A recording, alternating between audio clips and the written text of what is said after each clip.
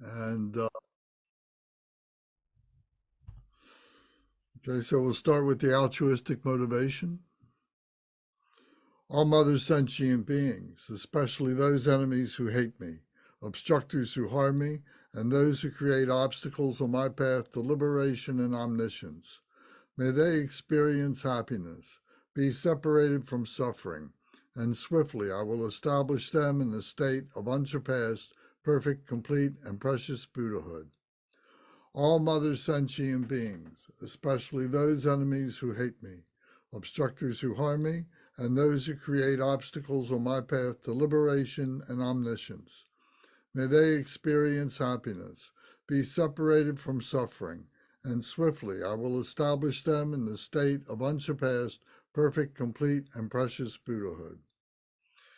Pagladang je pe dra no pa je pe ge. Tar pa dang dam she ken pe bar du jo par je pa tam she ki so je pe. Manam ka dam yam pe sem chen tam she de wa dang den. Dog now dang trell nor du la na me pa yang dag par zog pe zhang ju brun po she to pa zha. Thus, until I achieve enlightenment, I perform virtuous deeds with body, speech, and mind. Until death, I perform virtuous deeds with body, speech, and mind.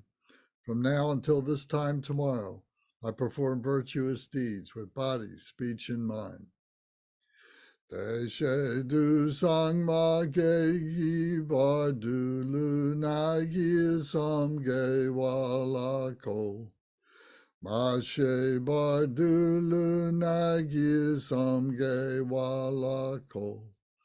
Du de ring ne song te ni ma sang ta sam gi bar du lu na yi sam ge wa la ko.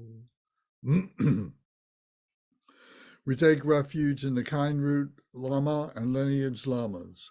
We take refuge in the deities of the mandalas of the Yidams. We take refuge in all the exalted Buddhas. We take refuge in the perfect Dharma. We take refuge in the excellent order of the Sanghas. We take refuge in all the noble Dakas, Dakinis, and Dharma guardians, possessors of the eye of wisdom. We take refuge in the kind root Lama and lineage Lamas. We take refuge in the deities of the mandalas of the Yidams. We take refuge in all the exalted Buddhas. We take refuge in the perfect Dharma. We take refuge in the excellent order of the Sanghas. We take refuge in all the noble Dakas, Dakinis, and Dharma guardians, possessors of the eye of wisdom. Dren san sa wa danger pa je pe pao dan la ma dam pa nam la kab su chi o. Ye dam kil gorgi la sok nam la kab su chi o. Sangye chom den de nam la kab su chi o. Tam pe cho nam la kab su chi o. Pa pe ge dun nam la kab su chi o. Pa wo ka dro cho kyong song me song yes she gi chang dang dem pa nam la kab su chi o. Until I attain the heart of enlightenment, I take refuge in all the Buddhas.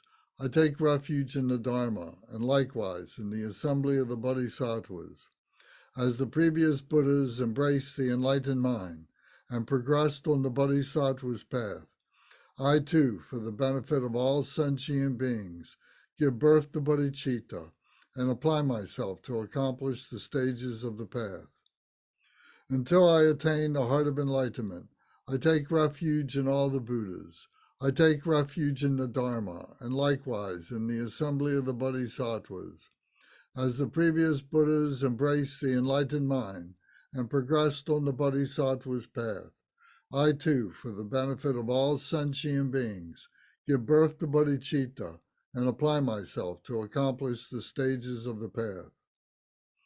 Shangju Ning Po Chi Ki Bar Sangye Nam La Kapsu Chi Chodang Shang Shub Sampa Yi Soklang De Shin Kapsu Chi Jitar Nonggi De Shegi Shang Shub Tugni Ki Padang Shang Shub Sampe La Pala De Dagrim Shin E Patar De Shin Dro La Pandandu Shang Shub Samni Ke Gishing De Shin Du Ni La Pala Rimpa Shindu La Pa Ji O. In the Buddha, the Dharma, and the Sangha most excellent, I take refuge until enlightenment is reached. By the merit of generosity and other good deeds, may I attain Buddhahood for the sake of all sentient beings. In the Buddha, the Dharma, and the Sangha most excellent, I take refuge until enlightenment is reached. By the merit of generosity and other good deeds, may I attain Buddhahood for the sake of all sentient beings. Sangye Chodang Soki Cho Nam La Shangju Badu Dagni Kapsu Chi Dagi Jin Soki Pe Sonamgi Drola Penshir Sangye Ju Pasho. May all mother sentient beings, boundless as the sky, have happiness and the causes of happiness. May they be liberated from suffering and the causes of suffering. May they never be separated from the happiness that is free from sorrow. May they rest in equanimity, free from attachment and aversion. May all mother sentient beings, boundless as the sky, have happiness and the causes of happiness. May they be liberated from suffering and the causes of suffering. May they never be separated from the happiness that is free from sorrow. May they rest in equanimity, free from attachment and aversion. Manam kadam yam pesem chantam she dewadang dewe gudang dampajorchi. Dugnal dang dunal gi gudang trawa jorchi. Dugnal me pe dewadang mi trawa jorchi. Nay ring chak dang ni dang drawe tang namla ne pa jorchi. We're on page 7, the 100-syllable purification mantra of Vajrasattva. Om Vajrasattva Samaya, help to protect my vow, to purify myself. May you remain firm with me. Grant me the complete satisfaction. Grow with me, be loving towards me. Grant me the attainments to master the powers beyond body and nature. Show me all the deeds of body, speech, and mind. Make my mind-heart good, virtuous, and auspicious.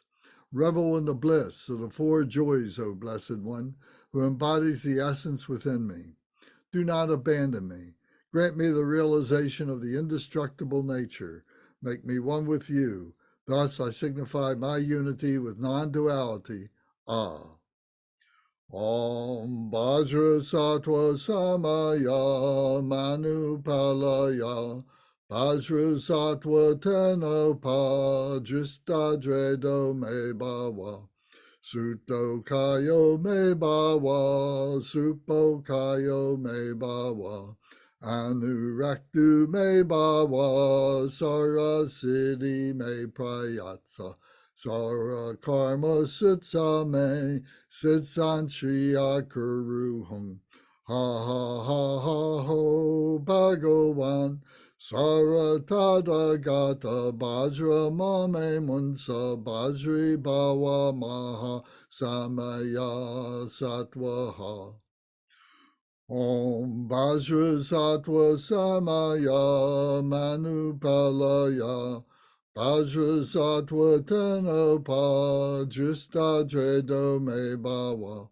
Suto Kayo Me Bhava Supo Kayo Me Bhava Anuraktu Me Bhava Sara Siddhi Me Prayatsa Sara Karma Sutsa Me Sitsan Shriya Kuruhung Ha ha ha ha ho Bhagavan Saratada Gata Bajra Mame Munsa Bajri Bhava Maha Samaya Satwaha Om Bajra Sattva Samaya Manupalaya Bajra Sattva Tenopa Drista Dredo Me Bhava Suto Kayo Me Bhava Supo Kayo Me Bhava Anuraktu Me Bhava Sara Siddhi Me Prayatsa Sara Karma Sitsa Me Sitsan Shriya Kuruhum Ha ha ha ha ha ha ho Bhagavan Saratada Gata Bajra Mame Mansa Bajri Bhava Maha Samaya Satwaha.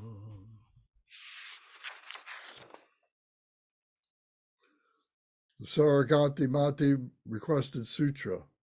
Likewise, be extinguished all enemies to my purpose. Whatever evil forces are in me, be defeated. Do this so that when I am victorious, all pure radiance melts into me, completely purified. Take all this knowledge, food, and drink peacefully, enjoy it, and be satisfied, so that all obstacles may be destroyed. Be liberated from all general obstacles. Maras are defeated by this gesture of the Buddha. By reciting this mantra, may all the Maras be purified. As a result, may all the Maras be defeated. Very good. Thank you very much. So we're going to continue our talk on chapter 4. But before we do that, I'd like to ask someone to maybe Zara, if you could, if you're in a good position to do that this evening, if you can give a little bit of your autobiography in terms of your spirituality and how your Buddhist practice that you've been engaged in now for several years has impacted your life and so on.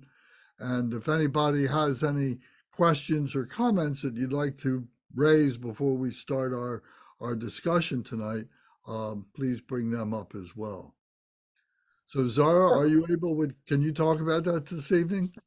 I am currently almost home. I'm transitioning from my last appointment. I apologize. I'm not able to do that probably in a way that gives the intention what it deserves. I apologize. I could plan to do that next week with notice. I'm sorry. All right, well, no problem. Okay, thank you. We'll do it next week then with Zara. Can someone fill in right now? Let me see. I'm looking, everybody has talked to some degree. Gavin, could you speak a little bit about your spirituality for the group? A little bit of your biography?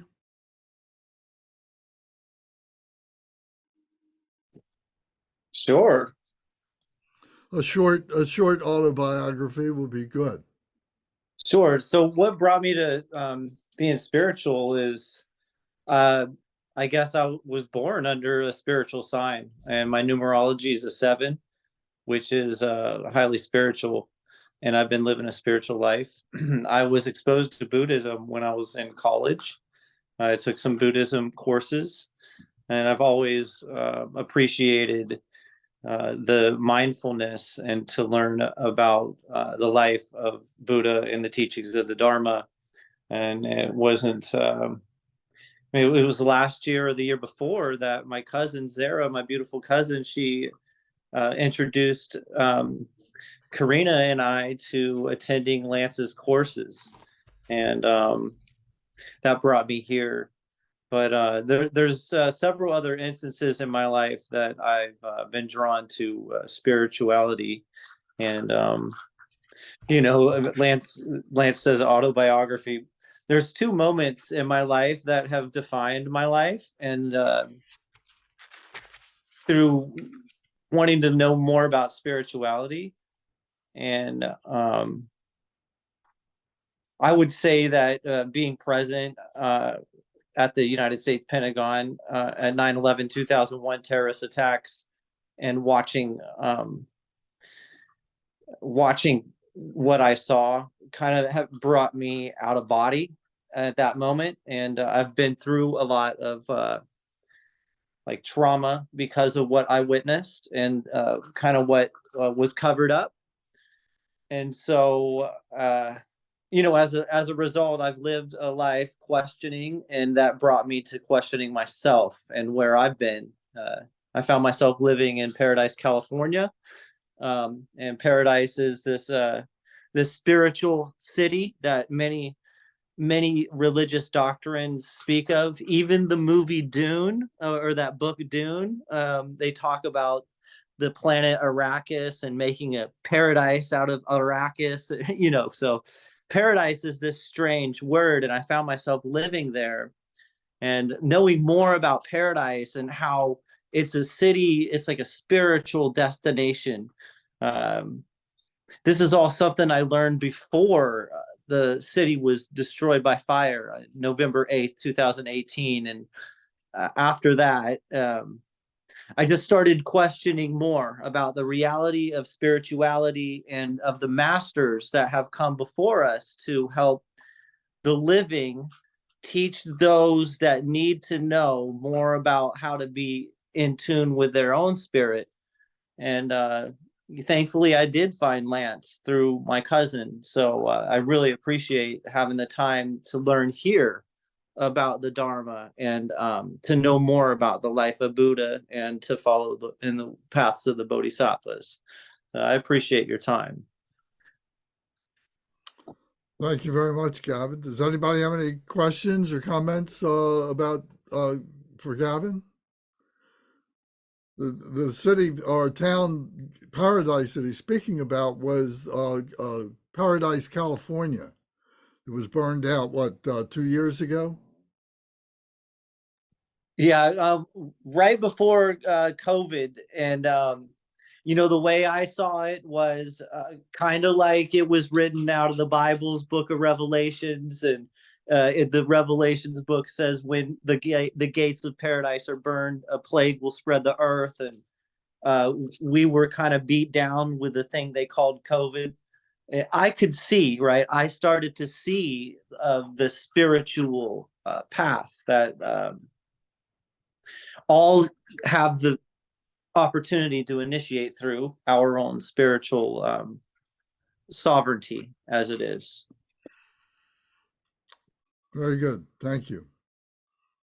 I've had a couple of interesting conversations with Gavin, and so many of the things that he has experienced and thought of are things that I've investigated over the years and so on. So there was a lot of synchronicity there. So thank you, Gavin. Thank you, Lance. Thanks for sharing all that, Gavin. Gavin, you're saying that the experiencing the trauma did it kind of open something up for you, or it led you to how did the trauma that you talked about, how did that impact your spirituality or lead you to pursuing spirituality in a different way? It's a very interesting idea.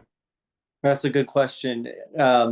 So I was on board of a metro train on my way to the Pentagon City Metro station, in which I worked at the United States Patent Office for several years prior. And at that day, there were about 50 people on that platform at the metro station of the United States Pentagon. And when our train arrived, I all I could remember is that a huge explosion ripped through the metro station platform, and all 50 United States military personnel that worked at the Pentagon, they all were consumed by fire. And then it disappeared into a thick black smoke, and I knew instantly that they had passed. And screams on the train. My head hit the window, and the next thing I know is the train started moving in reverse, and we exited out of the tunnels where the Arlington National Cemetery is, and I'm watching my vision come of coming out of this tunnel, and the bellowing thick black smoke, and the sun rising and casting its array of light on the 550,000 gravestones of the United States military, people who gave their life in our great country's military over several years, all the way up to the United States Civil War. So, and then there is, after that, the mass media trying to tell me what happened. And then what they said to me is not what I saw, right? I watched an explosion, and then they're saying an airplane hit the Pentagon. And I'm like, so right away, I'm having a schism of, like, from my body, literally out of body. And, the world's trying to tell me something that happened, and I'm going through this never forget psyop that the government's saying, don't ever forget 9/11, and like, never forget. And it's a serious, the trauma, because came from me witnessing what I witnessed. And then this whole entire, like, 24 years now it's been of, like, a political agenda. And, as it wrapped itself into Iraq, and over 1 million people have lost their lives. And in 2008, we created, that's 1 million people in Iraq because of the invasion in 2003. And then there's the 2008 Patriot Act, and the trauma continued. See, the trauma is like to survive that moment, to know what else happened differently from than the official narrative of the 9/11 Commission report. It causes a schism of consciousness. And so as well, let me interrupt. Let me interrupt Right. to say, it's terrible and everything, but keep it in context with our spirituality. How has So your that's spirituality helped you to deal with that's all what that? brings me to learning about spirituality, is how do I calm down as an individual. And being exposed at college to meditative classes that taught me about Buddhism, and the life of the Buddha in particular, helped me learn how to silence my mind and to focus on my education, and to continue to get on the dean's list at George Mason University and graduate as an alumni of 2005 there in Fairfax, Virginia.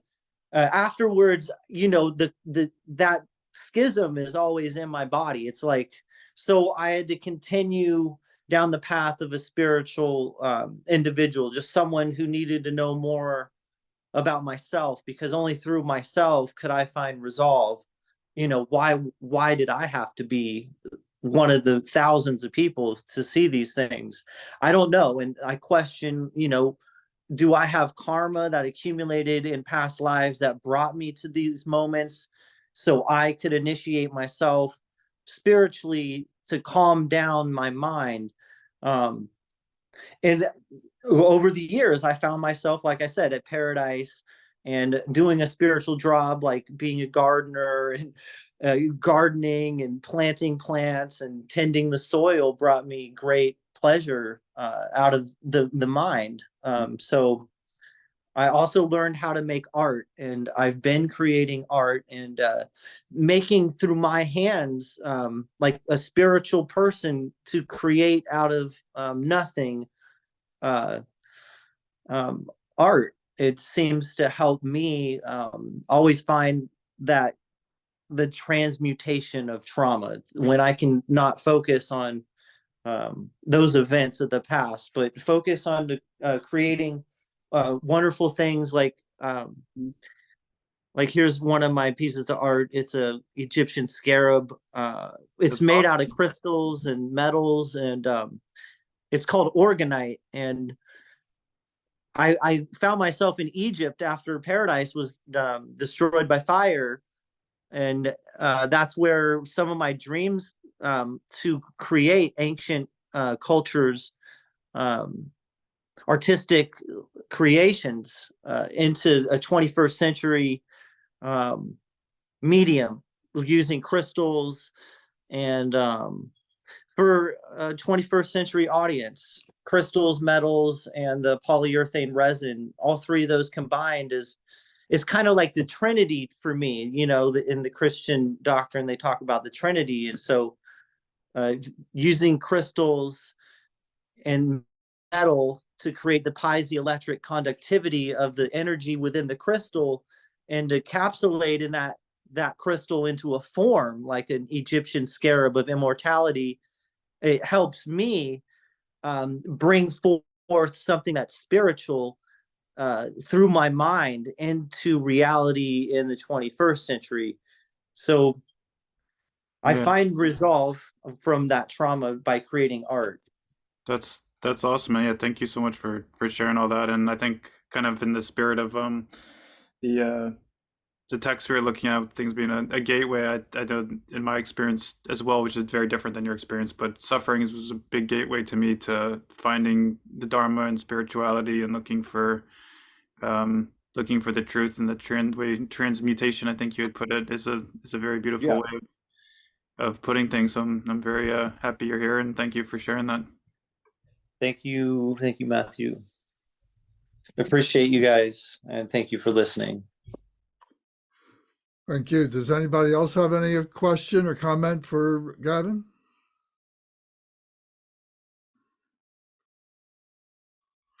Okay. Well, then Matt just opened up a perfect gateway, a segue to the gateway, by saying, that there are many gateways for us. When we talk about the four thoughts that turn the mind to the Dharma, those are gateways to be able to apprehend the Dharma, what the Dharma teaching is, because we're all subjected to all different kinds of confusion, trauma, disappointment, all happiness, all kinds of things that elicit all these emotional responses that we have. And how do we be able to harness that energy and bring it to the Dharma, to bring it to a point of liberation, to be able to liberate ourselves from attachments and aversions and so on like that. So it all goes to this chapter, the gateways to the light of the Dharma. So keep in mind a couple of things, please, while we talk about this. Number one is, remember that this was a formative teaching that was given by the Buddha Shakyamuni, 2,600 years ago, to his great audience and so on, and was remembered and was written down. And from this came many, many, many, many other teachings. Every few hundred years or so, another great master would use parts of these teachings to formulate their practice, their particular vision for a particular practice and so on. And we do many of those practices, many of those studies, based on what came out of this sutra and other sutras like this. So there's a commonality to this. And as we proceed to look at these next 108 gateways that are listed here in this chapter, that look for the threads that are being woven in this fabric of the Dharma. Look for the commonality of the threads, and then look for the overall commonality of the entire piece, of the entire sutra. And these are interesting ways to investigate, to understand, to apprehend what the teachings are and how we bring them into ourselves and how we assimilate and we absorb them within ourselves, and we become the Dharma. We become that. All the ups and downs, the changes and everything that the Dharma speaks to, we experience that ourselves, and we bring them all onto the path of liberation. So this is what we're trying to point out to you, so that you can begin to formulate this yourself with your own experiences and so on. So we begin remembering that the Buddha was assembled up in Tushita heaven, and there were, many, many, many beings. There were many gods and goddesses. They're all spiritual beings, because this was like in a heaven. It wasn't, in the human realm. This was in the, the higher realms of the God realms and so on. There were many bodhisattvas that were there. None of them were incarnate in body at this time. But the Buddha, this is a conversation of maybe prior lives or something like that, and then prior lives, and then going to the bardo of reality, and then being in this heaven, this Tushita heaven, and experiencing all this and preparing the bodhisattva, who's the capital B bodhisattva in here, who is the Buddha Shakyamuni, the to be Buddha Shakyamuni, who is to be born, and so on, and to all these gods and bodhisattvas who they themselves are to be born, and preparing them for that birth, that transformation, going from that spiritual world, if you will, into this samsaric world, but bringing this spirituality with them, and how it is that they are going to use that to be able to inspire and bring spirituality to all these ordinary beings. So this is kind of the setting of which this particular chapter is taking place. So if I didn't speak about this properly, if somebody wants to correct something on here, please speak up. So last time we read the actual root text at the end of this, which was very profound, very inspirational. Now we're going to dig in to these 108 gateways. What are these 108 gateways? So here in 4.7, I'm looking at in the book, chapter 4, 4.7. So here the Bodhisattva then addressed the great assembly of gods with the following words. He said, "Friends, please listen to the gateways of the light of Dharma that delight the gods, which these bodhisattvas teach the gods by the way in which they pass away." So this passing away is moving from that spiritual body that they are in at this particular time, and to pass now into the lower realms, into the realms of samsara. So this passing away from this heaven into this conflicted world in which we live. There are 108 gateways to the light of the Dharma, and they must be taught without fail to a gathering of gods by a bodhisattva at the time of his passing. So this is talking about the bodhisattva who becomes the Buddha, but many, many, many other bodhisattvas too, who then begin to take human form or other forms and so on in order to inspire beings. So it says, what are these 108 gateways? They are as follows. So then it continues on. So there are 108. Actually, I count 109 in this. I don't know if anybody took the time to read this. So I don't know if there's if there's something that is subsumed 2 to 1 or something like that, or the last one is supposed to be a summary of all the 108. I'm not sure about any of that. I tried to do a little research to to try and see if something was written about it, but I couldn't find anything. But we'll take it as it comes and list these as we move along, and you can examine this for yourself. So, as I said in the beginning, to be able to look for common threads. So these first 4.8 are these three things. It says, faith, my friends, is a gateway to the light of the Dharma.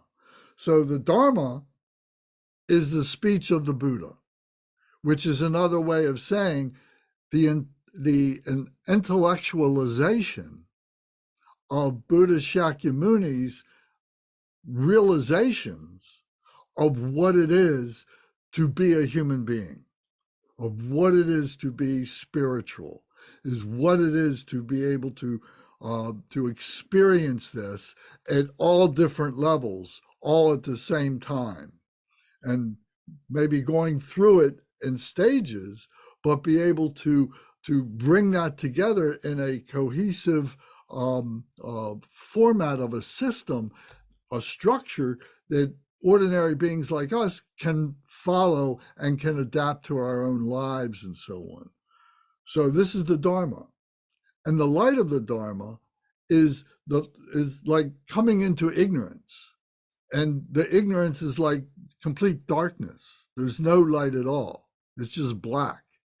But then this Dharma illuminates the darkness.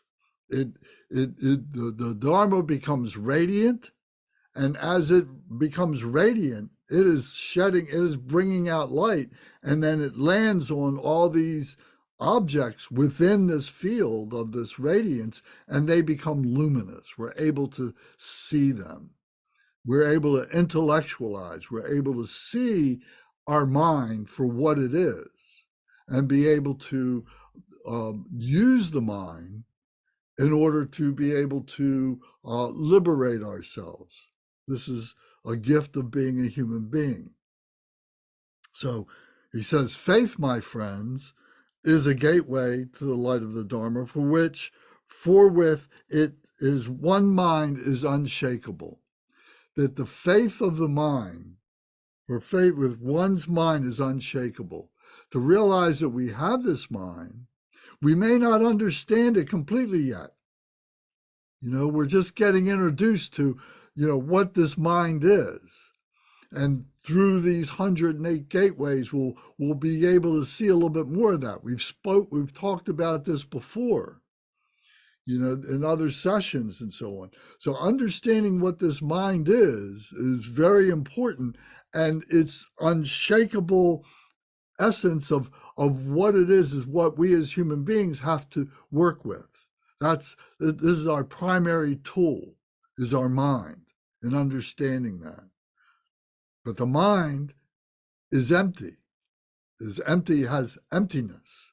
So we have to keep that in our mind as well, to understand.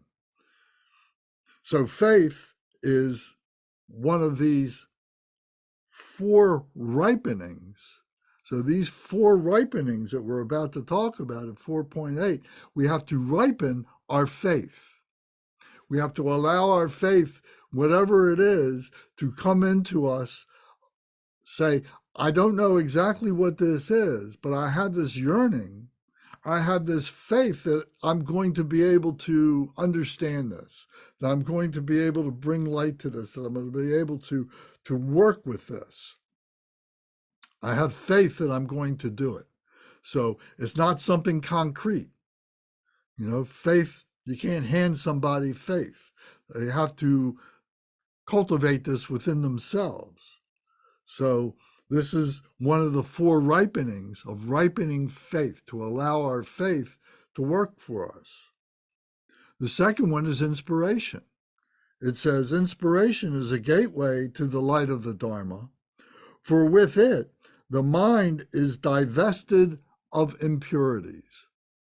So with this inspiration that we're learning from our teachers, we're learning from these great beings, from these bodhisattvas, spiritual beings, that we're learning from the books, that we're learning from others who may not even be aware that they are displaying this inspirational power, but yet they are, and we recognize it, we see it as that, when we look at, we use the example of our mother, we say our mothers, and the power that they have, that they bring all beings into life.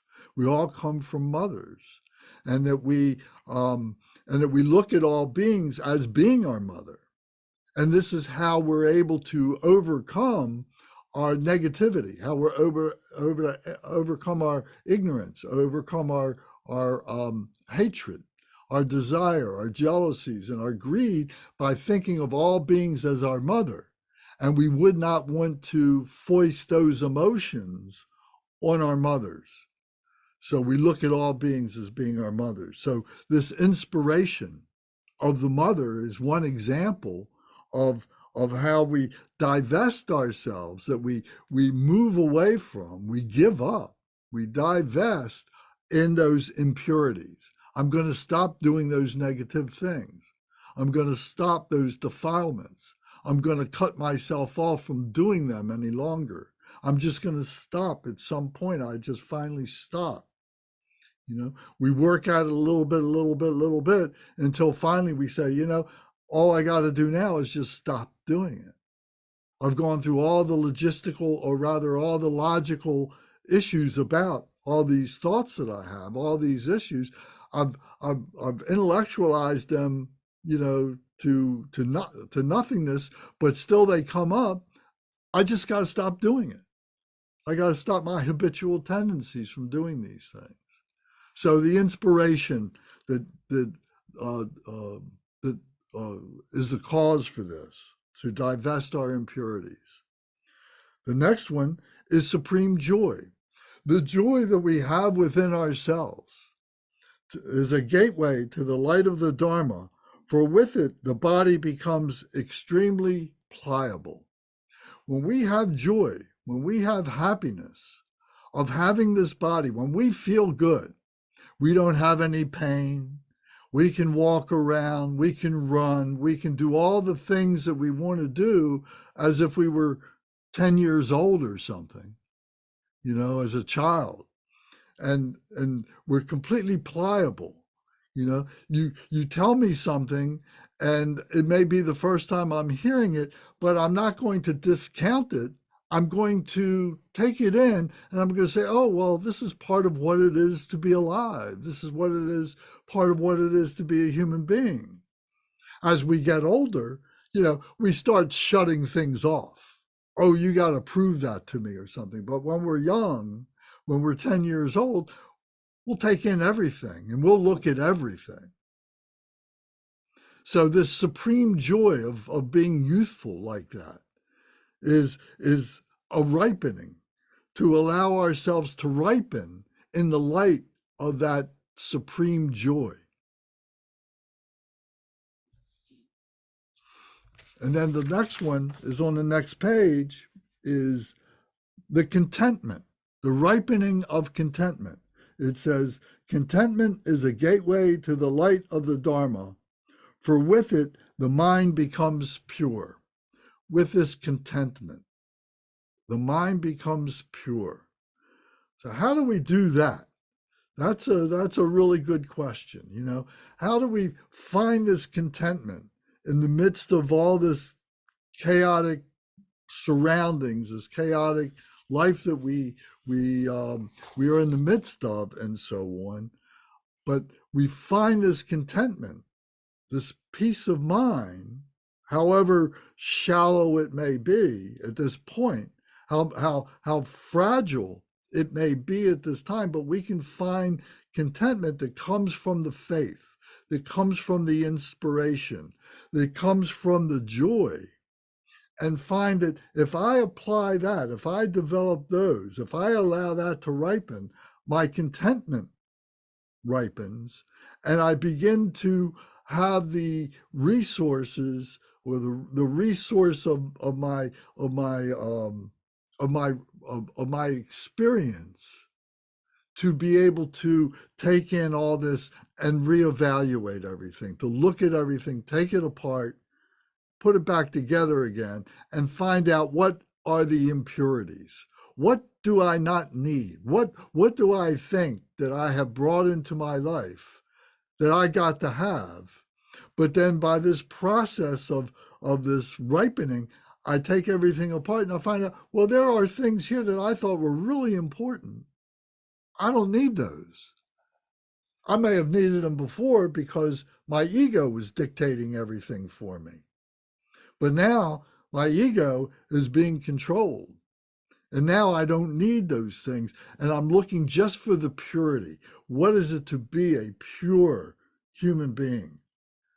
You know, you could say, what is it to be a pure Gary, a pure Lance, a pure Bhavani, a pure Kunga, Gavin, etc. What is it to be a pure human being? What is my purity? Where is my purity? So these 4 ripenings are gateways to the Dharma. Anybody got any comments or questions about this?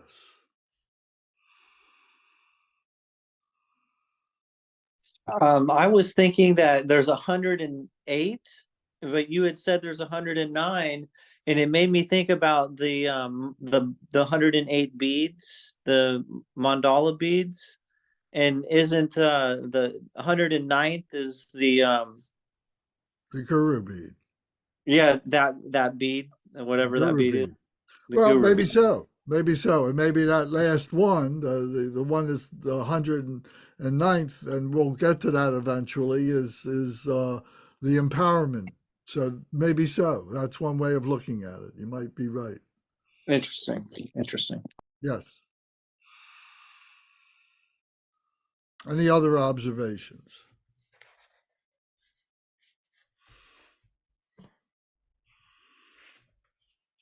Okay. One thing, just like a little interesting coincidence. I was with the first one where they talk about faith. He says, "Yeah, for with the mind is unshakable," and faith is always something that's been tough for me personally. But the thing that I was thinking of was I was listening to. Sometimes I listen to like a podcast that's just like talks of Ram Dass from like the 70s or whenever he was giving his talks.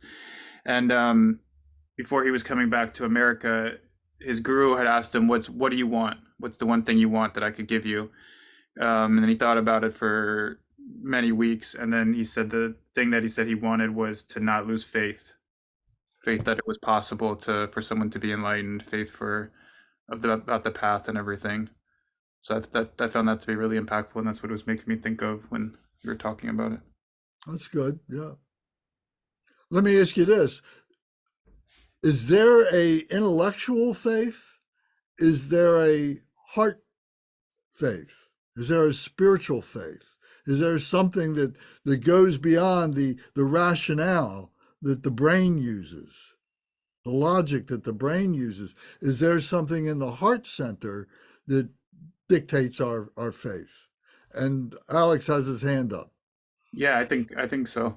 And it's hard to get around or know when to be able to relax the intellectual, as you're referring to, a kind of mind or investigation, which I think you just kind of have to exhaust it beyond a certain point. Because I also think it's a very important, dare I say, sacred kind of gift that we have, or thing that can act as a protection, a needed protection as well.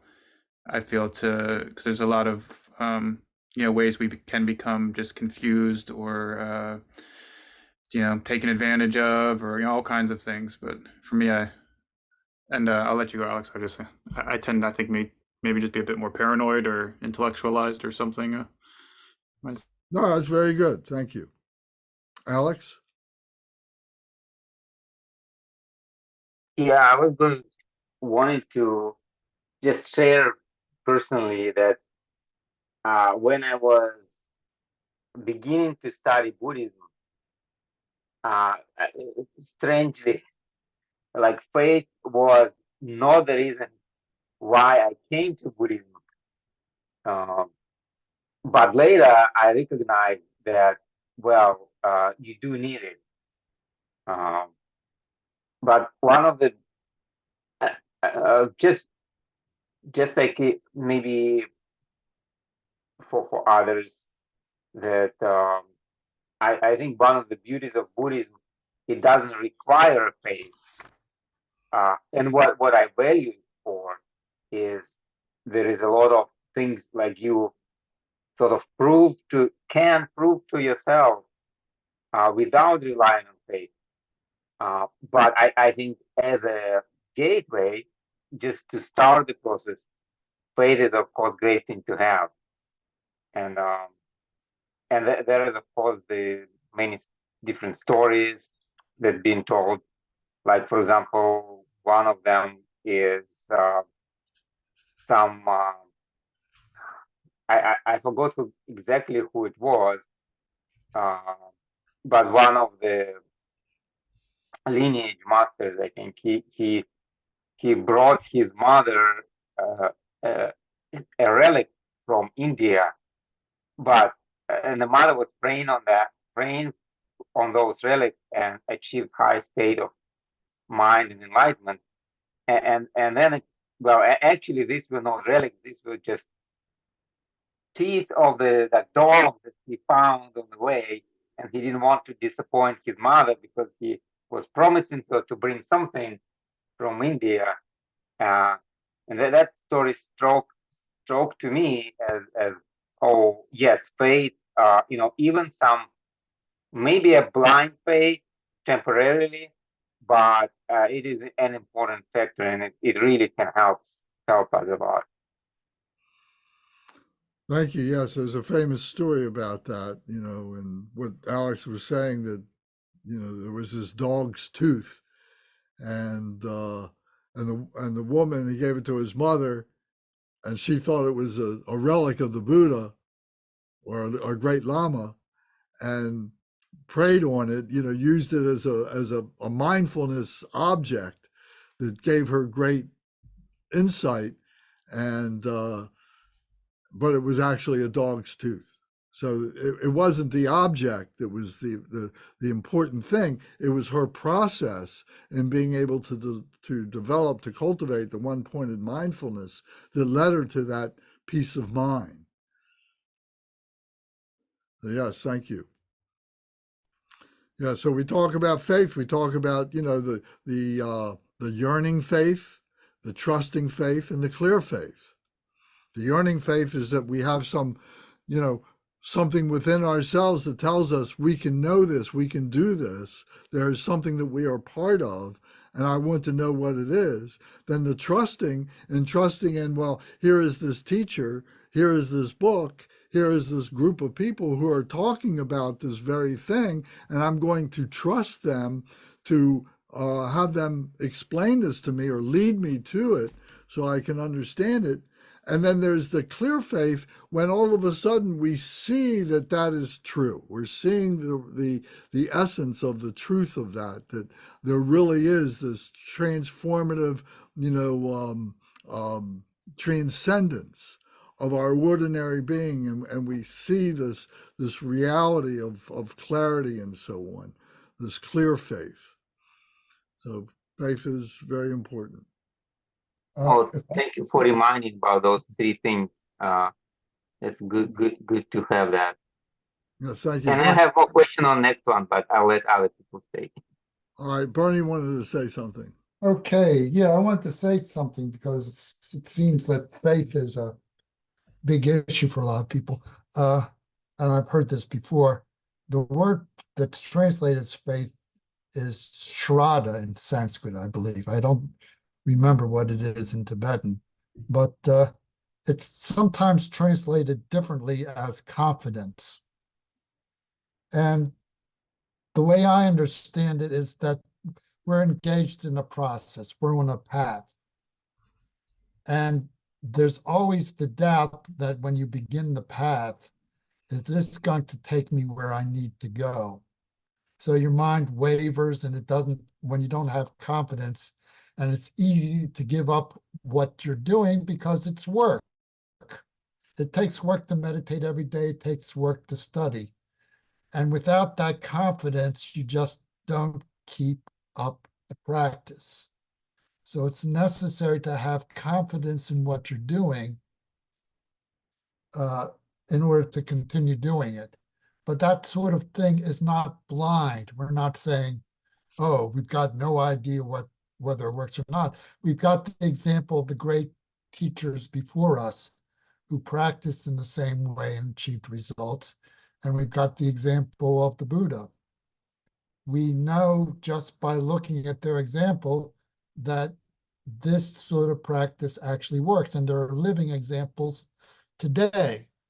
So sometimes I think people get too confused by the meaning of faith in Christianity, and they confuse it with what it means in Buddhism, and they're slightly different. And not understanding the difference, I think, can cause some problems. Very good. Thank you. Yes, I think they're both worthy of putting into your vocabulary and thinking about them, faith and the confidence.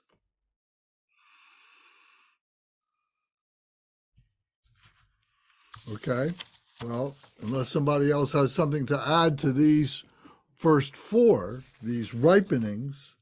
So I use this term ripening, in some places here in this particular sutra, it's very obvious what these gateways are, the way they're grouped together.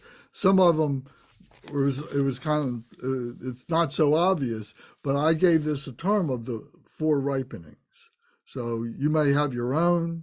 We could talk about whether you agree or disagree with the idea of ripenings, but I think ripenings, I look at it as something that there's a germ of an idea, a germ of a concept or something that needs to be developed, or that these four germs within that all need to come together to ripen that idea into something that becomes a mindfulness. So that's kind of was the criteria in which I use that term.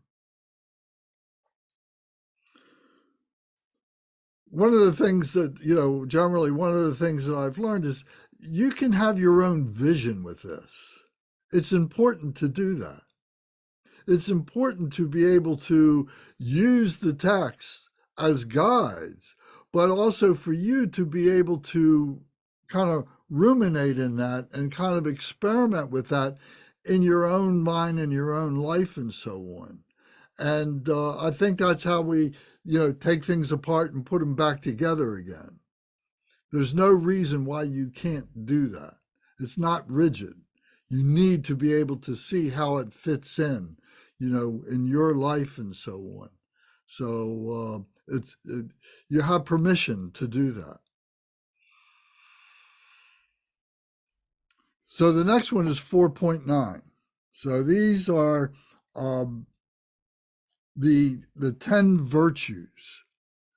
So if we got our red book, if we got our prayer book handy, and you look at page 27 and have that handy, okay? So now we come back to the sutra, and we read the first line. It says, physical restraint is a gateway to the light of the Dharma, for with it, 3 physical faults are purified. So these are the 3 physical faults of the non-virtue of killing, stealing, and sexual faults that are listed here in the 10 non-virtues on page 27.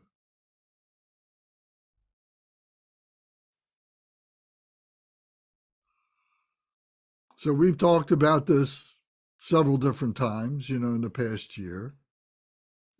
Then the next line here in 4.9 is verbal restraint. Verbal restraint is a gateway to the light of the Dharma, for with it the 4 verbal faults are relinquished. So those are lying, divisive speech, harsh words, and gossip. So these are the four the four faults of the speech. Or the non-virtues, I guess would be the better ways, is the way it's said in one text. It said as the 10 non-virtues. Here it's being spoken of as the faults.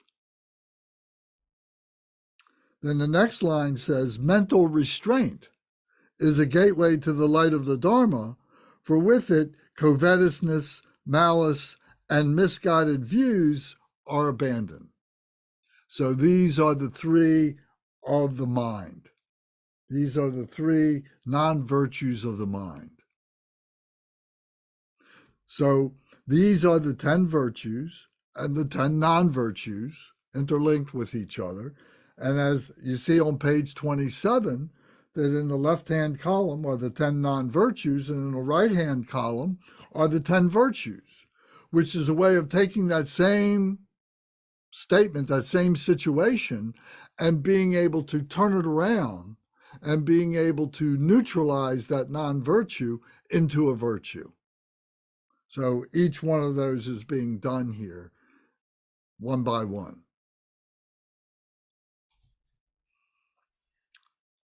Does anybody have a comment about this? Did you recognize this before? As you were reading this today or yesterday, or if you took the time to study this before we had our meeting today, did this become something that you recognized? Okay. I see Kunga. Yeah.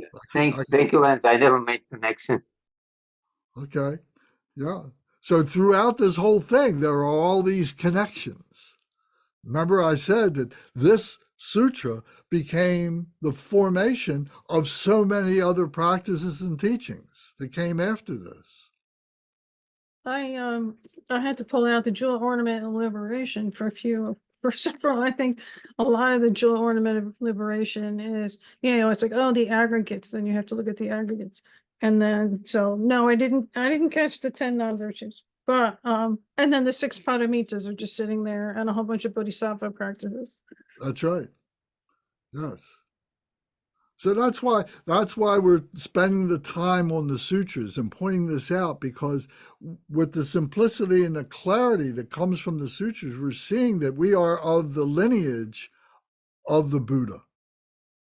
And Buddha was a human being, but he spoke in a way, he was introducing us to the Buddha within each one of ourselves, that we are Buddha. And this is a fundamental essence point of the Buddha's teachings. He's just showing us a way to be able to see this within ourselves.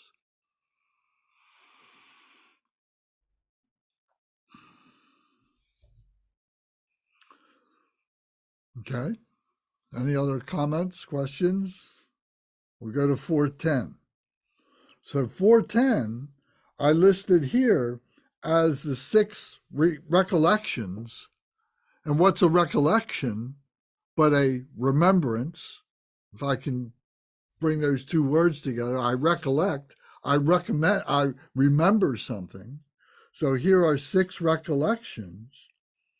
So the first is the recollection of the Buddha is a gateway to the light of the Dharma, for it leads to the pure perception of the Buddha. In other words, by seeing the Buddha, by seeing the image of a Buddha in the classic way that we see it, seated in a meditative position and so on, that it reminds us, oh yes, there is this perfection of being a human being. And oh, by the way, that's within myself. I have that. I am like that too, because I'm seeing it in a human form, and that's me too, and everybody else. Then the next one is the recollection of the Dharma is a gateway to the light of the Dharma, for it leads to the pure teachings of the Buddha. So this is what we've been talking about. The Dharma is nothing other than the teachings of the Buddha, is the speech of the Buddha. This was his great gift. He couldn't give us enlightenment, but he could teach us how he found it. He could show us how he found it and allow us to find it for ourselves using his technique. And that's why this has lasted for 2,600 years. And then the next one is the recollection of the Sangha, is the gateway of the light, for it stops one from transgressing the rules. It stops one from transgressing the rules. So the Sangha is the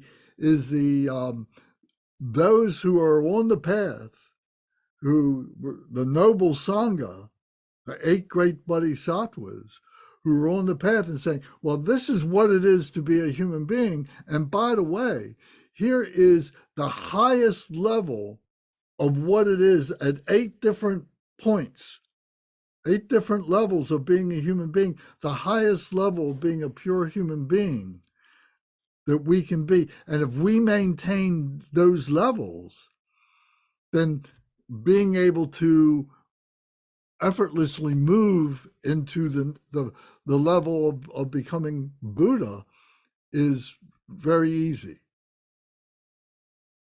So the 8 great bodhisattvas, remember, there's a cultivation, there's a loving kindness, there's a transformation, there's devotion, there is wisdom, there is compassion, there is power, and there is purification.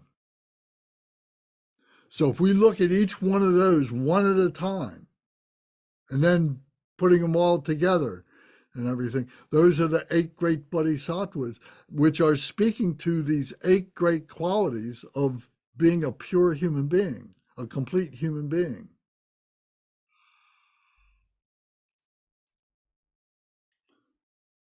So that's the body, speech, and mind of the Buddha, right? We do Om, Ah, Hum, the body, speech, and mind.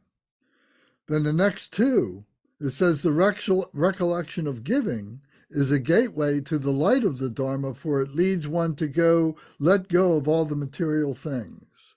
So the generosity, the paramita, the wisdom perfection of letting go, of giving away, of sharing what you have, whether it's material things or it's intellectual things or it's spirituality, sharing your spirituality with beings.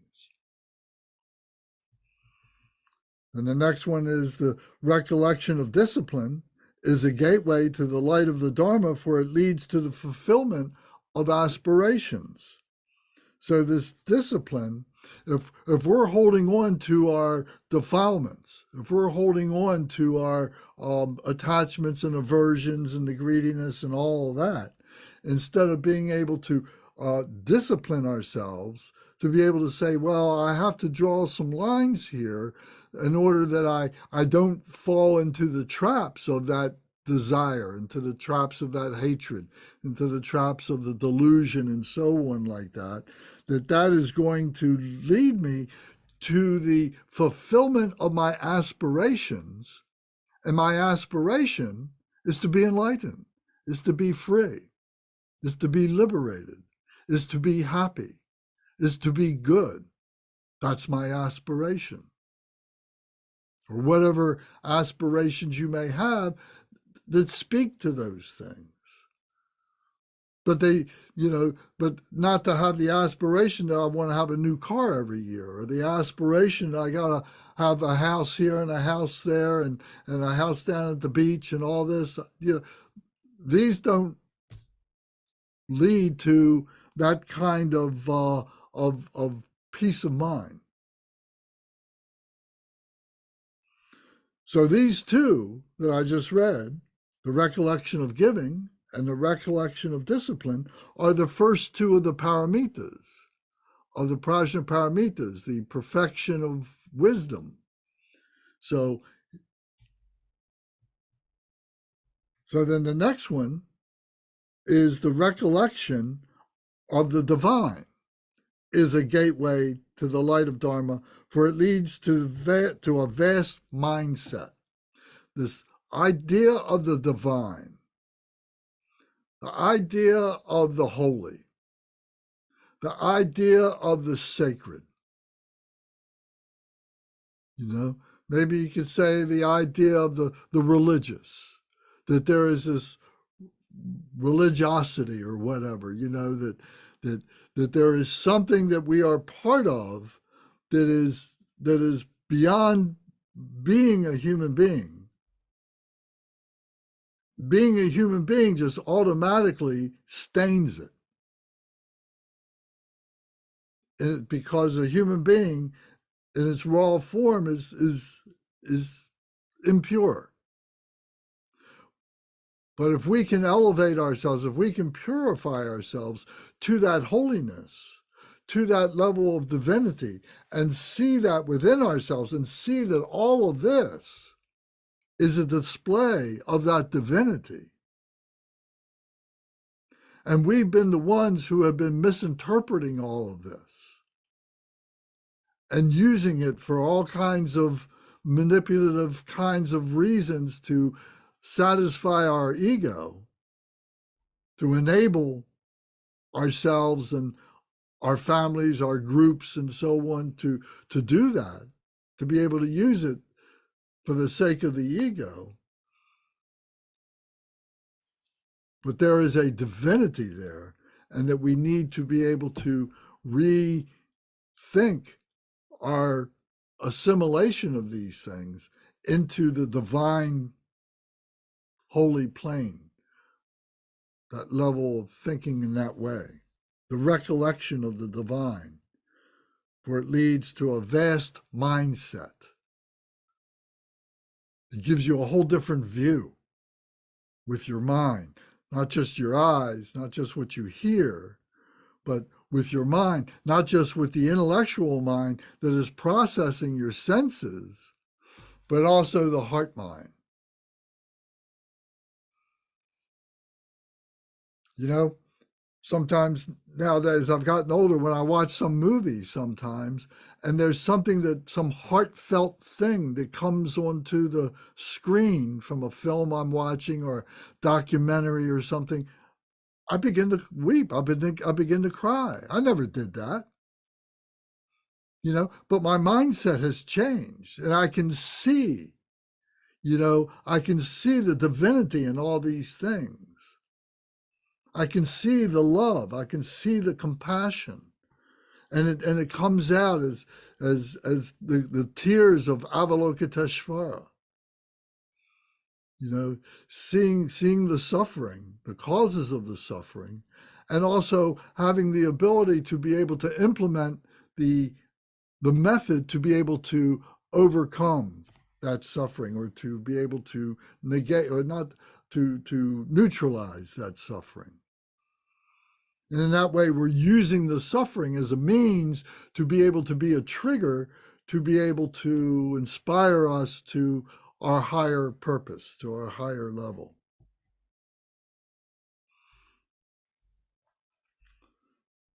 So these 6 recollections are these 6 remembrances. So this is worth knowing. This is worth making a little piece of paper for yourself and saying, well, how often do I think about these things? And put them in these terms. Is there a value in this? That was something I thought of over the weekend. You know, what's the value of all this? What's the value of Buddhism? What's the value of spirituality? What's the value of your car? What's the value of your job? You know, you place value on that. What's the value of your spirituality? You make sacrifices to have your car. You make sacrifices to have your house and your job and everything. You make sacrifices for that because of its value, right? So what sacrifices, what value do you put on your spirituality? What are you ready to give up in order that you may be a more spiritual being?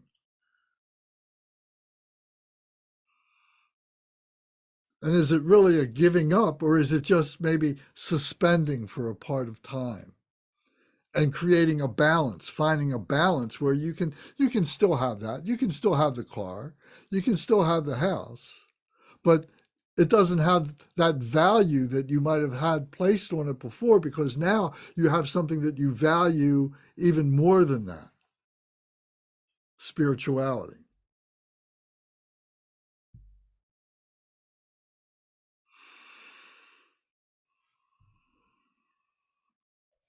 Any comments or questions?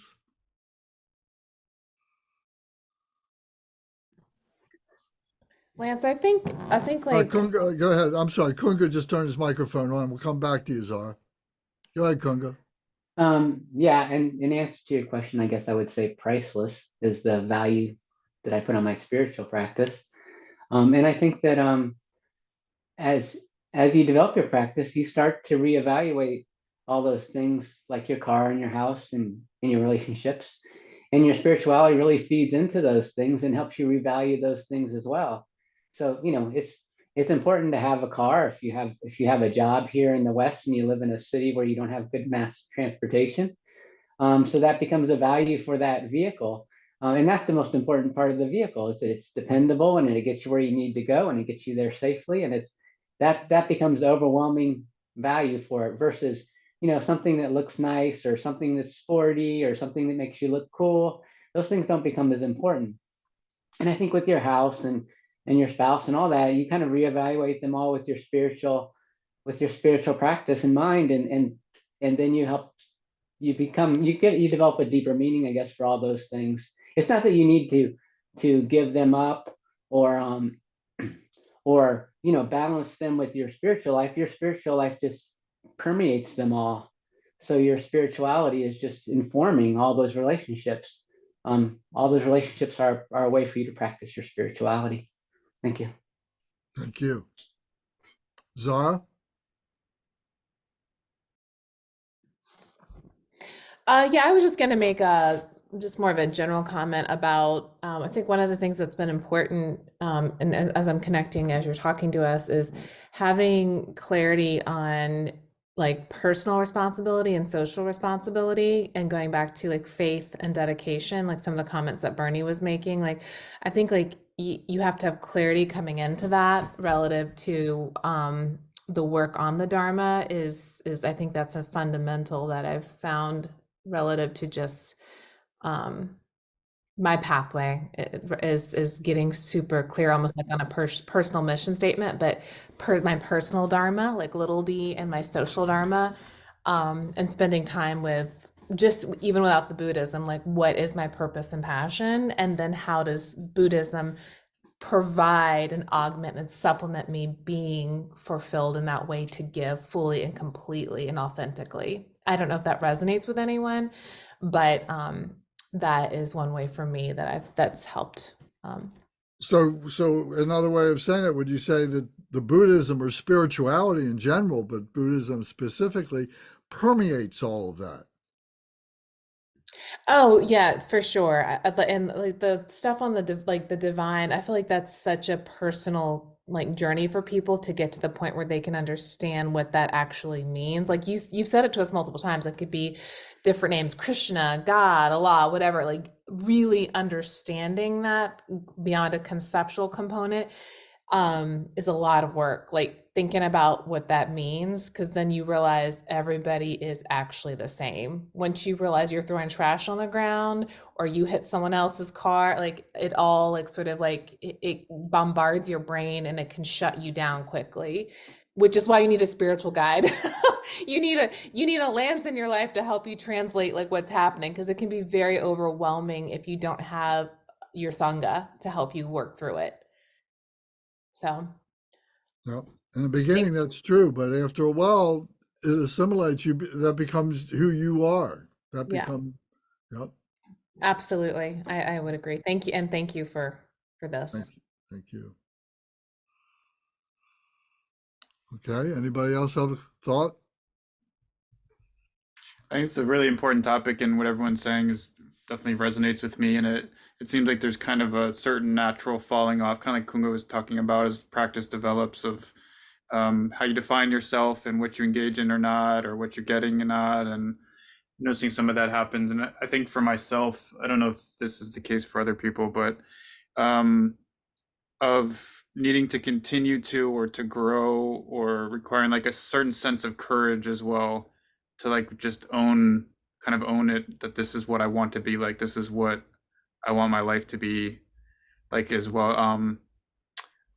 Courage in the sense of like because it entails being different than everyone else, I think is really it in our culture, because it's different than everyone else I know, at least not everyone obviously, but so yeah, I think that's part of the fear. I think that's a fear of mine sometimes, is just like, or it hits on like an old fear of mine of not being accepted, of not being looked at in a certain kind of way or something.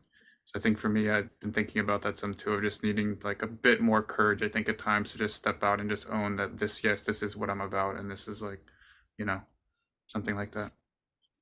Yeah, thank you. And that reminds me of we've talked about that before, that we do things and we make our minds up, we make a decision to do something, maybe it's in school or a job or something, and I commit to this and I hang my hat on this. This is who I am, this is my job, and this is my lifestyle and everything. And then you realize at some point you made a mistake. I'm in a relationship that I shouldn't be in. I've got a job that I shouldn't have. I've got a possession that is weighing me down. I've made this mistake and it's weighing on me. And then having the courage to be able to change your position, to change your life, to leave that job, to leave that relationship, to get underneath of that monthly payment that's just, driving me crazy, whatever it is, to have the courage to make that change, and then to be able to feel the release of that pressure of that mistake has been, through years of your life or however long or something, until you could recognize that courage, that you could draw that courage together to do that. Very powerful thing. It's very hard to do. And then you kind of back up and you say, oh, well, I remember the crossroads that I was at when I was going to enter into this relationship. I remember the crossroads I was at when I was going to take that job. I remember the crossroads I was at when I was going to buy that car or whatever. And I need to go back to that crossroads, unload that which is the wrong choice, and go down the other choice, go down the other lane. So it's like it's being lost. You're driving in a car and you're lost and you make a wrong turn off of a road and you say, oh, I'll be able to figure my way back to getting back to where I was. I'm not going to back up and go, so. Okay, thank you. That was a good suggestion. That was a good thought about courage.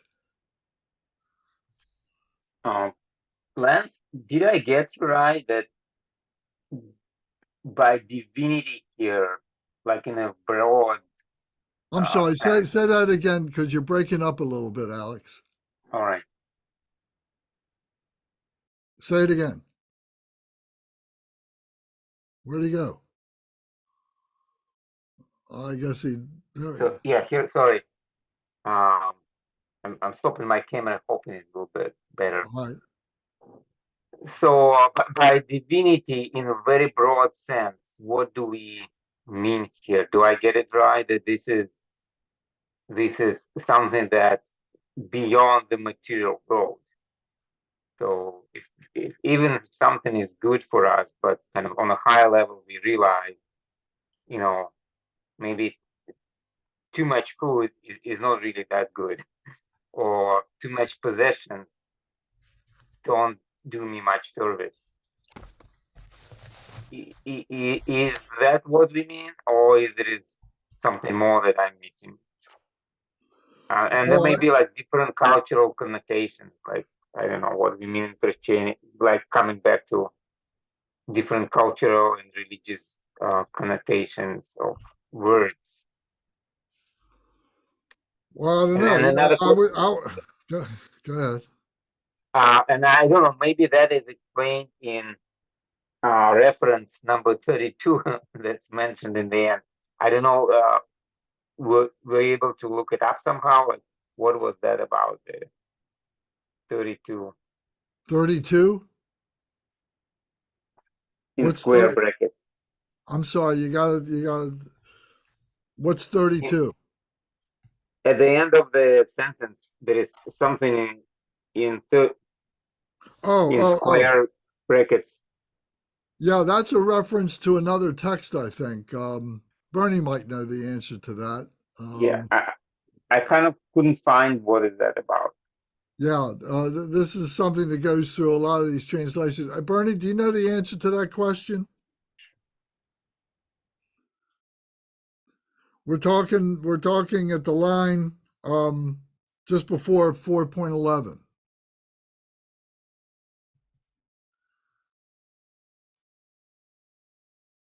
It said your microphone is muted.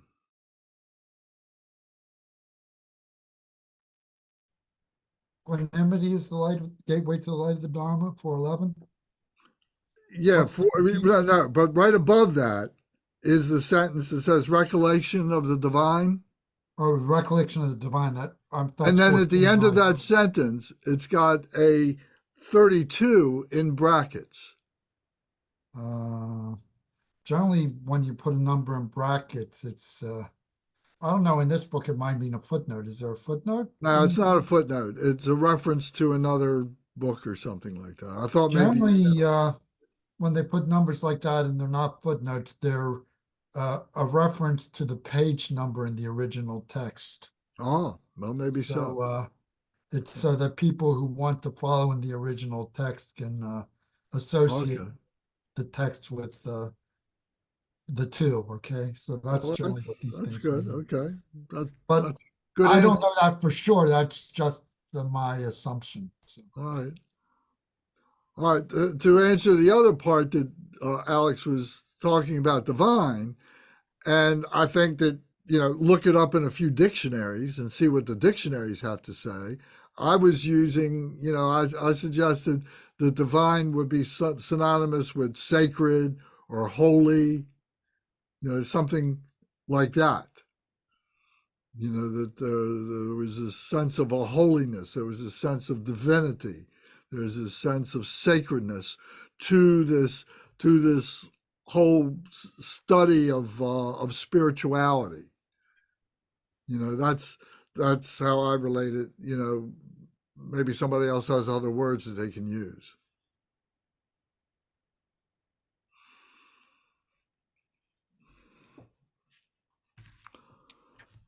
All right. Well, I'm going to Yeah, move.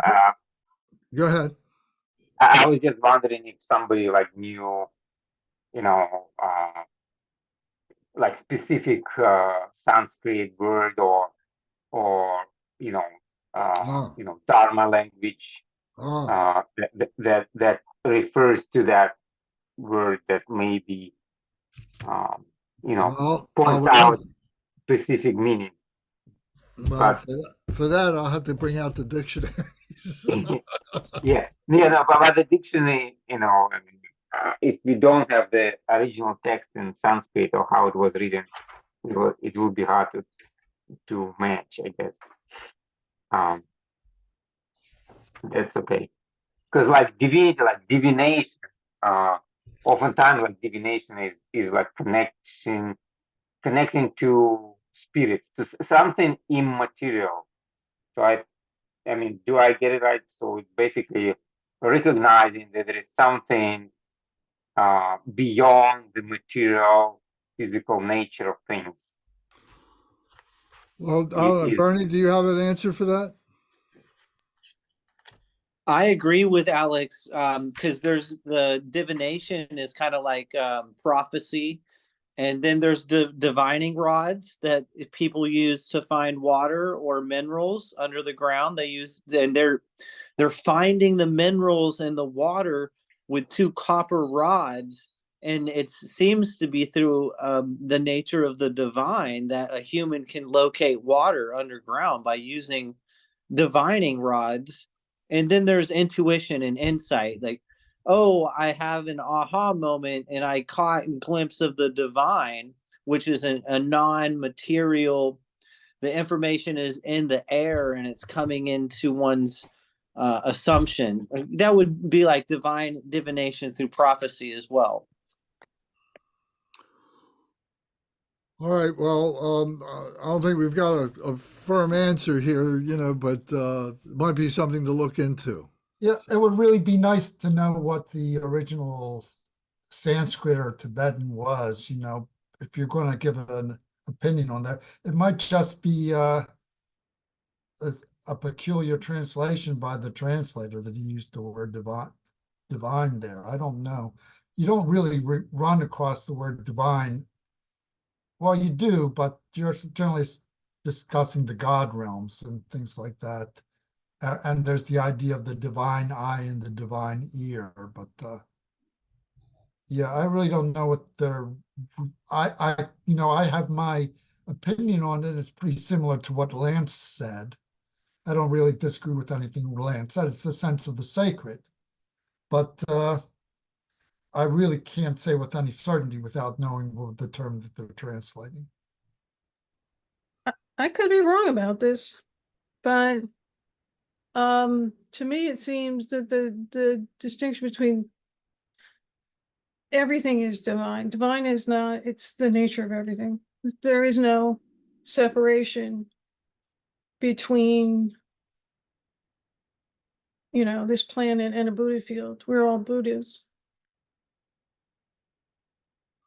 That there is nothing that isn't divine.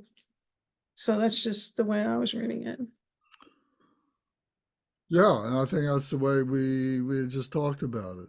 Okay, To be able to view it in that way, to be able to see that, to remember that, this is a remembrance. To remember, it's already all divine, but we're the ones that have screwed it up, and we're the ones that have made it hellish or whatever it is, whatever we think it is.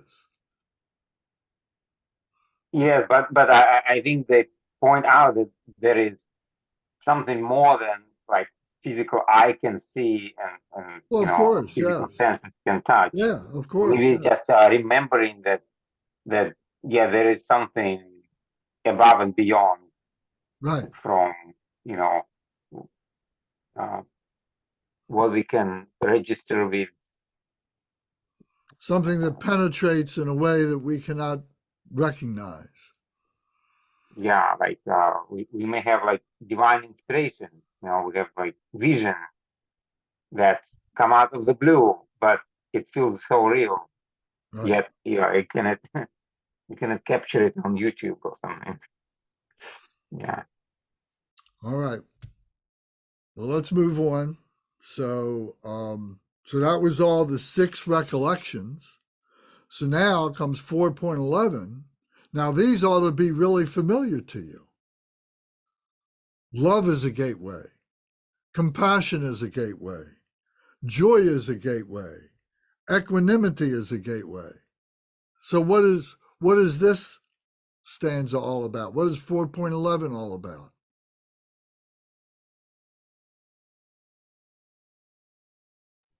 Yeah, this looks like 4 immeasurables. How about that? Yeah. Bodhicitta. We just said this before, right? Yeah. So love is a gateway to the light of the Dharma, for it surpasses all things created by merit based on material things. Compassion is a gateway to the light of the Dharma, for it leads one to take up nonviolence. Joy is a gateway to the light of the Dharma, for it clears away all displeasure. And equanimity is a gateway to the light of the Dharma, for it leads to contempt for desire. So these are kind of narrow definitions for it, but we think of, love, compassion, joy, and equanimity as Alec just said, this is the, it's immeasurable. Each of these things are immeasurable. The 4 immeasurable, the 4 vast immeasurable qualities of bodhicitta, the holy enlightened mind. So could we replace the word holy with divine? But it's another case in point of this sutra being the foundation of so many other things. And here, the the very essence of the holy enlightened mind, bodhicitta, is being pointed out here.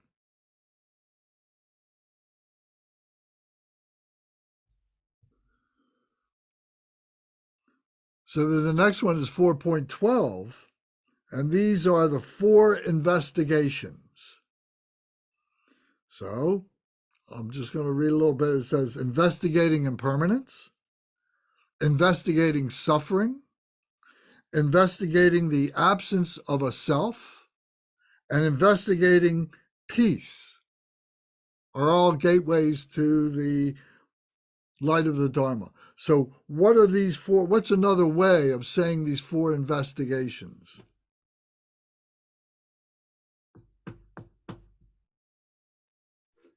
Marks of existence, I think, is how I've heard them referred to before. At least the first three marks of existence: no self, suffering, and impermanence. Okay. Well, there's a practice that we do every day. Oh, the 4 remembrances. You're thinking about 4 remembrances, the 4 thoughts that turn the mind towards Dharma. That's the one. Yeah. The 4 thoughts that turn the mind to the Dharma. Our investigations, we contemplate, right? We recite each one of those 4 thoughts: precious human life, impermanence, karma, cause and result, the suffering of samsara. And then we do a contemplation. And what is the contemplation if it's not an investigation? We look at how I've been involved with this for the past 24 hours or something like that, since the last time I recited and contemplated the 4 thoughts that turn the mind to the Dharma. It's kind of like hitting a reset button.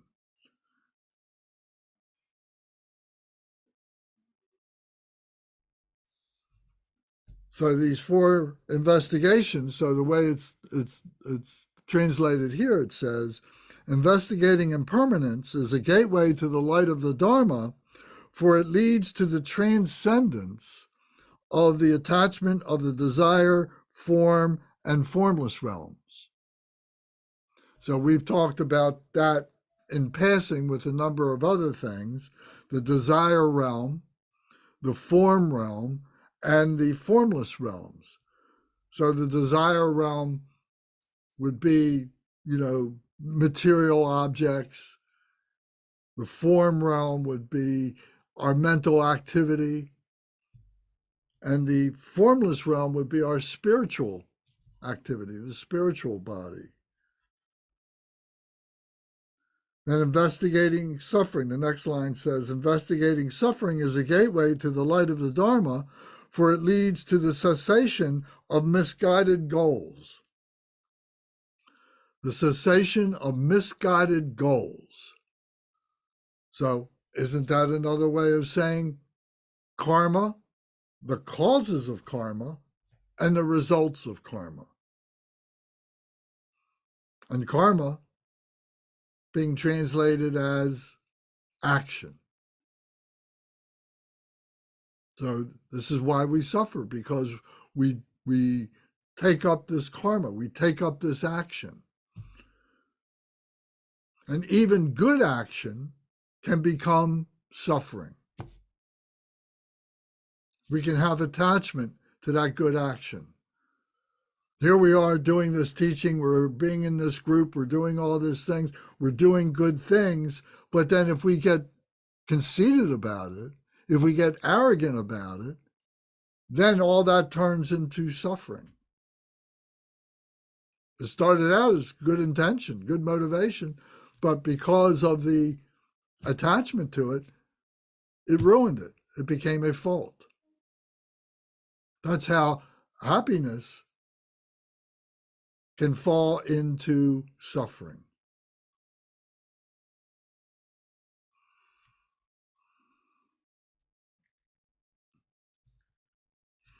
And then the next line is, investigating the absence of a self is a gateway to the light of the Dharma, for it eliminates overt fixation on the self. So the precious human life. The precious human life has dealt with the ego and has controlled the ego. To have an ordinary human life would mean you're completely locked into the ego. But a precious human life has transcended the ego, has learned how to control the ego. We can't destroy the ego as long as we're a human being, but we can control it.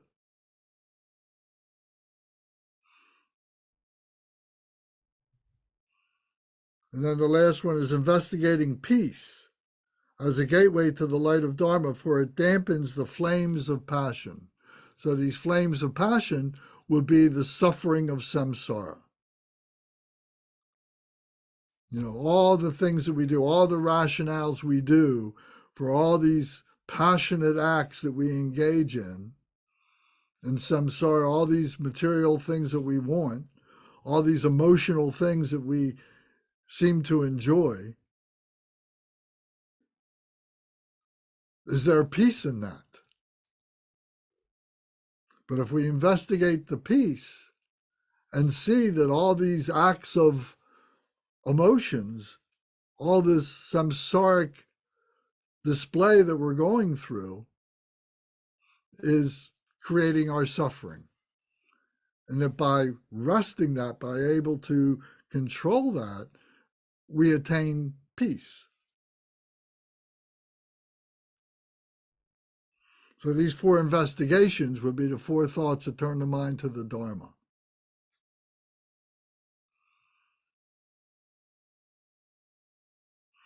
Here it's in a different order. Does the order make a difference? You know, that's something to think about, you know. Of course not. It's a matrix. You know, it's all interconnected with each other. It's just from one particular point of view at a particular time and a particular place that maybe somebody translated this way.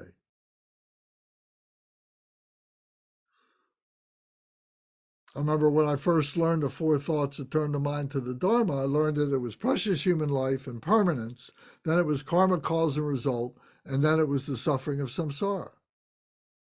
But then as I was studying the Jewel Ornamental Liberation, the Jewel Ornamental Liberation organizes it as precious human life and permanence, then the suffering of samsara, and then karma, cause and result.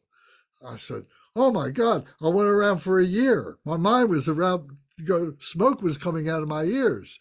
My God, Gampopa got it wrong.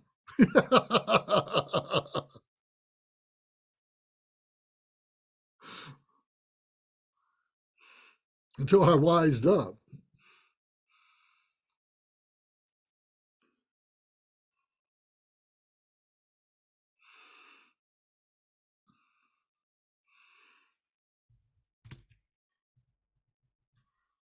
So you got to have a sense of humor about this stuff too.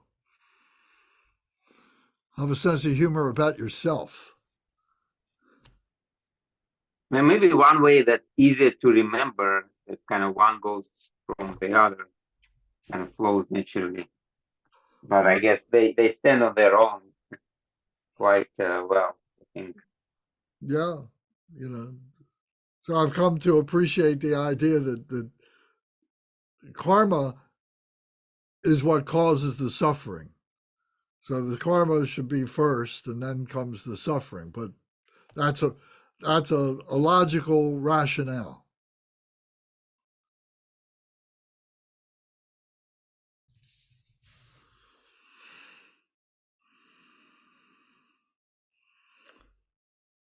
All right, so then we come to the next grouping, 4.13. 4.13, so having a good conscience, modesty, truth, and authentic. Being authentic. Having good conscience, modesty, truth, and authentic. All these are gateways to the light of the Dharma. which result in a complete inner peace, a complete peace in others. Gods and humans are not deceived, and one yourself is not deceived. You haven't deceived yourself. So I call these 4 qualities of good conduct. Maybe the conduct isn't the right word, but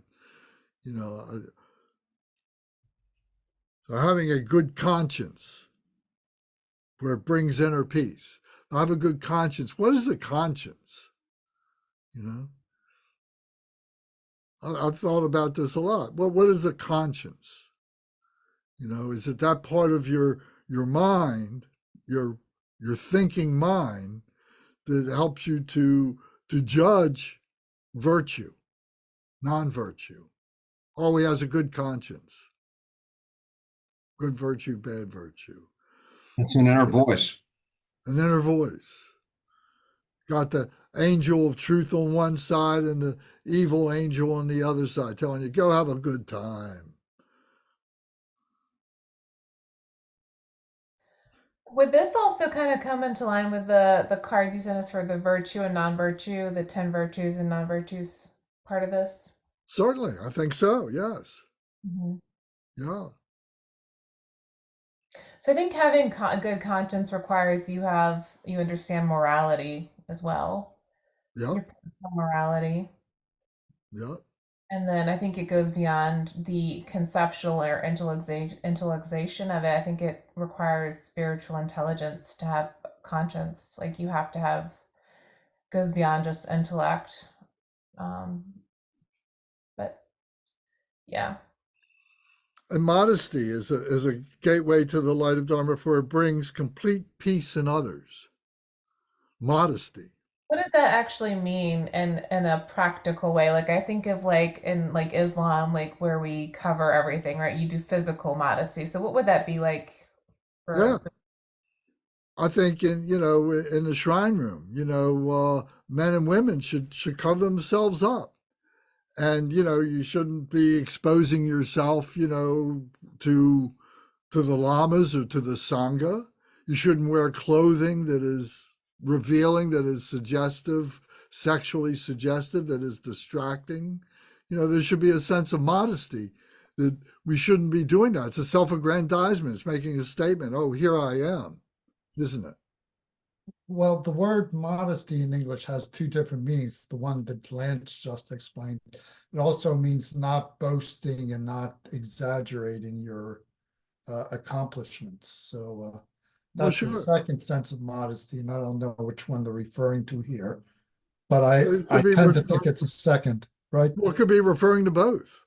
Or both, perhaps. Yeah. The first one may be totally assumed. They agree on that. But as you point out, the other one is more a behavioral thing. Yeah. Yeah. Even the Dalai Lama says, I'm just a simple monk, so that's the other kind of modesty. So, Right. So it brings complete peace in others. That you're not getting in somebody's face and saying, here I am, I'm better than you, or I know better, or something like that. Truth is a gateway to the light of the Dharma, for with it, gods and humans are not deceived. So that we're telling the truth as best we know it. Lance, is that also part of the 10 virtues card where it says speak truthfully? Is this what this one means I think so, yes. I would think Okay. so. So one of the things that just from a practical perspective is speaking with integrity or honesty and doing it, and even if it's something that may like oh, this seems like a mean thing to say, but how do you say it? How do you say what you need to say with honesty and I don't know, in a nice way? I think that's my constant struggle. and avoiding the truth because I'm avoiding hurting people's feelings and not knowing which one is the right pathway. Like to say like this just isn't the right fit versus watching a suffer fest unravel because this isn't a good fit, but just not wanting to say it out loud. Sometimes you can't say anything. You don't know what to say. You just don't say anything.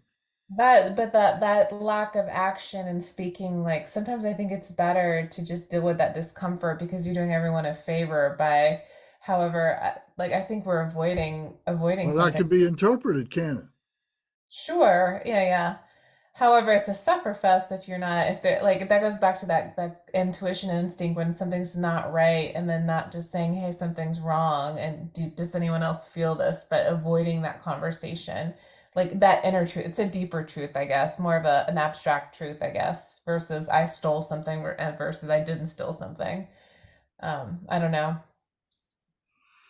I would say to just be silent would create social dissonance, and social dissonance psychologically takes its toll on the conscious of the individual. And to speak the truth, even though it hurts, could free the mind from the dissonance. I don't know. It's interesting topic though. The next one after that says, the authentic is a gateway to the light of the Dharma, for with it one is not deceived. So being authentic, you're not deceiving yourself. You're not deceiving, you're being authentic to yourself. So if you're authentic to yourself and you're in a situation that you want to say something, but you're not qualified to say it, you haven't had the training, you haven't had the exposure to it over and over again, you're not a master of that situation, then you can be causing more harm than good. Although you really want to say something and you think that, oh, I'm so virtuous I can do that and get away with it. That's the risk. But if you're authentic to yourself and you know, I don't know what I'm talking about, I shouldn't say anything, then that's something you have to honor as well. I think that helps resolve many people's problems today, so-called imposter syndrome, where people feel like they're not who they should be, or they appear to be to others. You know, that if someone thinks about authenticity, it helps resolve those situations.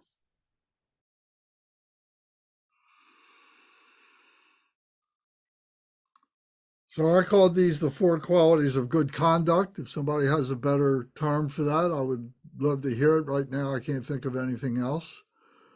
So we're going to stop here. But you can see that each one of these groups, has a commonality to it that is speaking to, cultivating this light of the Dharma. It's an active process. Meditation is not a passive process. It's an active process. The true meditation that we reach, there is a resting. There is a no thought. But we can take that with us and we can get up off the cushion and we can be still in meditation while we're walking. We can be in meditation while we're laying down. We can be in meditation while we're seated. We can be in meditation at any time or any place.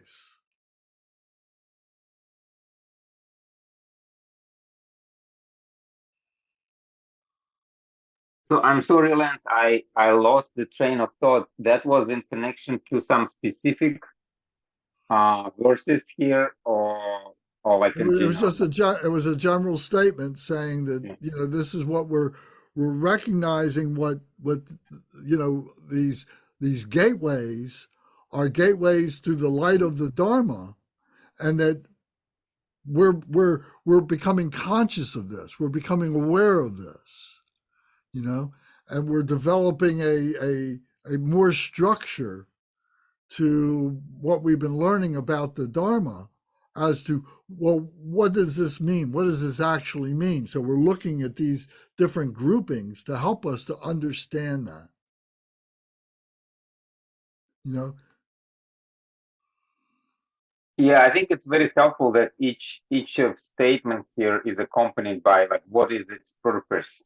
Right. And oftentimes in many teachings, these purposes are needed, but somehow it's probably assumed that it's explained at some point.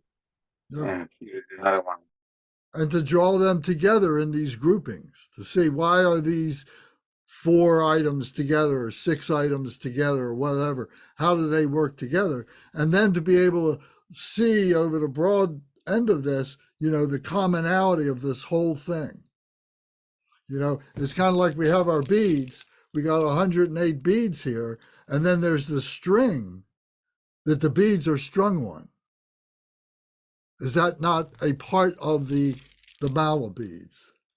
Is that not a part of the method? That there is the sequential, you know, bead thing. You know, we can look at it all together, but it's all strung on something. So critical thinking. Critical thinking. That was a great analogy, by the way. Thank you very much. That comes from the 6 paramitas, and you know the five pearls, and strung on the string of diligence. All right. Well, we're going to leave it here for tonight. I think that this is worth, you know, continuing till we finish this section, because each one of these elements are so important. You know, why are we studying the sutra? It's for these kinds of things. You're not going to get this anywhere else unless you study all this other stuff. This is the source where all that stuff came from.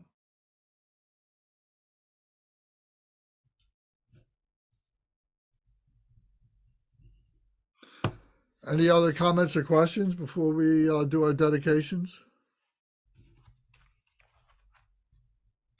It's been a very thought-provoking discussion. I appreciate it. And yes, I'd like to continue where we leave off here next time. I agree with you. Very good. Thank you.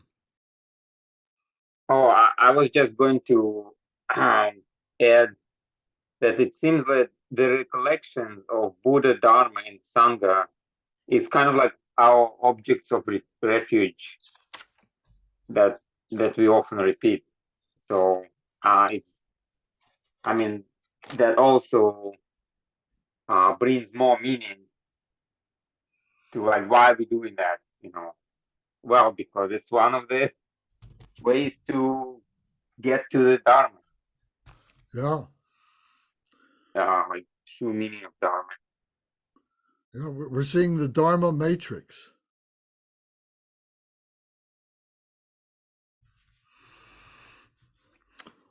Okay, well, let's do our dedication. If we can go to page 36, the dedication prayer by Lord Jigten Sumgun in the red book, in our daily prayer book, and recite this together, please.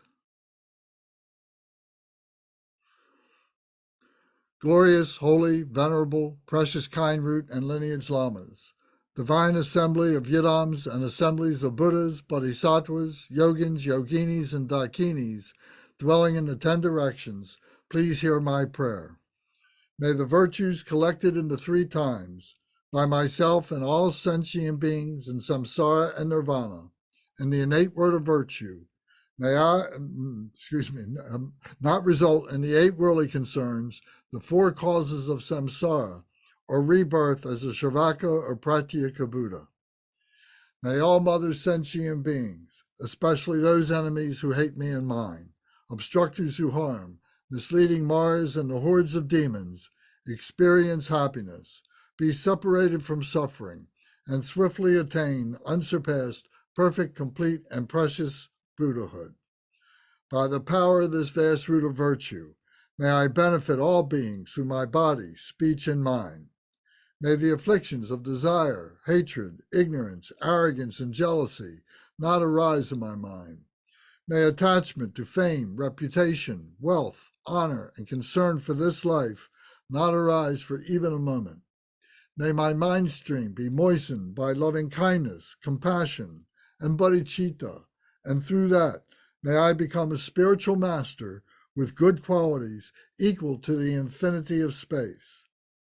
May I gain the supreme attainment of Mahamudra in this very life. May the torment of suffering not arise even at the time of my death. May I not die with negative thoughts. May I not die confused by wrong view. May I not experience an untimely death. May I die joyfully and happily in the great luminosity of the mind as such and the pervading clarity of Dharmata.